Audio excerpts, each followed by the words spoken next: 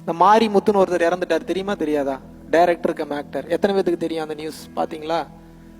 முந்தானேத்து வரைக்கும் நினைச்சு பார்த்தாரா? சாகிறதுக்கு ஒரு மணி நேரத்துக்கு முன்னாடி நினைச்சு பார்த்தாரா? இந்த போய் சேர்ந்துட்டாரு.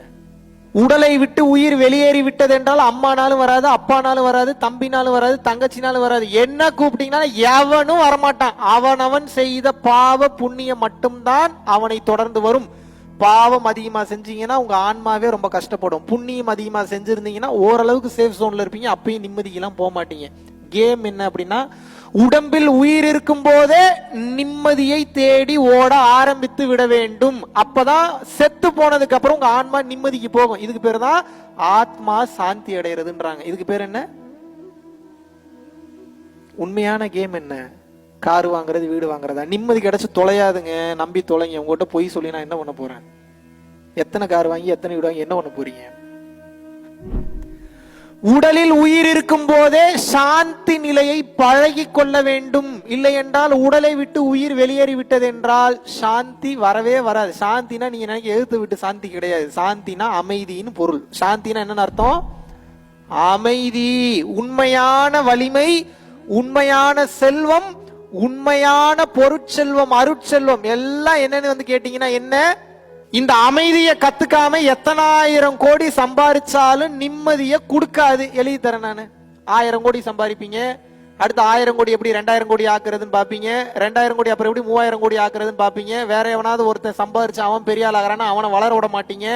அவனை கீழே தள்ளி உறவுக்கு உண்டான எல்லா வேலையும் பாப்பீங்க. ஒரு கட்டத்துக்கு மேல நீங்க உலக கோடீஸ்வரன் நம்பர் 1ல இருக்கிறதுக்கு உண்டான எல்லா வேலையும் பாப்பீங்க. அப்புறம் உங்க பேரை தக்க வச்சுக்கிறதுக்கு இருக்கிற எல்லாத்தையும் போட்டு தள்ளுவீங்க. பாவத்தை சேர்த்துட்டு இருக்கீங்களா, புண்ணியத்தை சேர்த்துட்டு இருக்கீங்களா? அவ்வளவுதான் என் கேள்வி. என்ன பண்ணுவீங்கன்னு நினைக்கிறீங்க நீங்க? பணத்தின் பின்னால் ஓடுபவன் நிம்மதியை சேர்ப்பானான்னு கேட்டா ஒருபோதும் நிம்மதியை சேர்க்க. பணம் வேணும் தான், நான் இல்லைன்னு சொல்ல. நல்லா புரிஞ்சுக்கோங்க. இப்ப என் கேள்வி என்ன? உங்களுக்கு சாப்பாட்டுக்கு வழி இல்லாம இருக்கா? அப்போ சரி, நீங்க ஆத்திர அவசத்துக்கு போயிட்டு வர்றதுக்கு கார் ஏதாவது வச்சிருக்கீங்களா? இல்ல ஒரு 2 வீலர் வச்சிருக்கீங்களா? இல்ல பஸ்ஸுக்கு போறதுக்கு பணம் வச்சிருக்கீங்களா? எல்லாம் இருக்கு. போய் படுக்கிறதுக்கு ஒரு வீடு இருக்கா? போட்டுக்கிறதுக்கு 4-5 ட்ரெஸ், சட்டை, சேலை, வேஷ்டி, துணிமணி வச்சிருக்கீங்களா இல்லையா? மனைவி, கணவன் இருக்காங்களா இல்லையா? என்ன பிரச்சனை உங்களுக்கு? வேற என்ன வேணும்? அதுதான் வேணும் உங்களுக்கு. எல்லாம் இருக்கு. இதை ஏன் இன்னும் டபுள் பண்ணணும், ட்ரிபிள் பண்ணணும், 3 ஆக்கணும், 4 ஆக்கணும்? இங்க பாருங்க, என் வேலை உங்களை கோடீஸ்வரன் ஆக்குறதுக்கு நான் வரல. கோடீஸ்வரன்லாம் தானா ஆயிருவீங்க.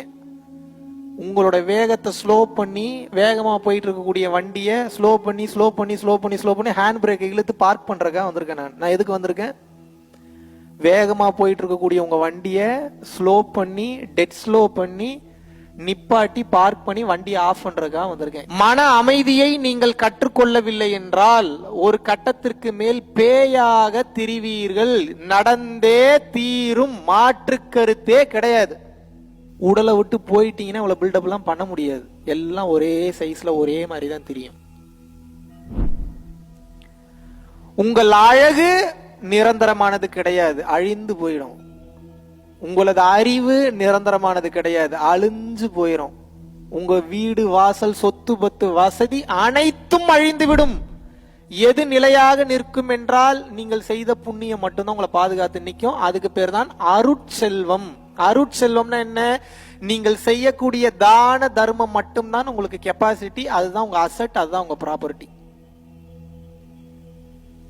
1000 கோடி பணம் வச்சிருப்பான், தர்மம் பண்றான்னா மனசு வராது. 1 ரூபாய் தர மாட்டான். கஞ்ச பிசனாரி, எவனுக்கும் கொடுக்க மாட்டான், அவனும் பயன்படுத்த மாட்டான். செத்துதான் போவானே தவிர செய்வதற்கு மனம் வராது. ஏன்?